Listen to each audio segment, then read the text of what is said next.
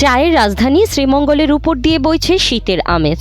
বেলা বাড়ার সাথে সাথে সূর্যের তাপ কিছুটা বাড়লেও বিকেল থেকে আবার ঠান্ডা ঝেঁকে বসে। সোমবার দেশের সর্বনিম্ন তাপমাত্রা রেকর্ড করা হয়েছে শ্রীমঙ্গলে 10.0 ডিগ্রি সেলসিয়াস। এটি দেশের সর্বনিম্ন তাপমাত্রা। এদিকে গত 3 দিন ধরে দেশের সর্বনিম্ন তাপমাত্রা রেকর্ড করা হয়েছে শ্রীমঙ্গলে।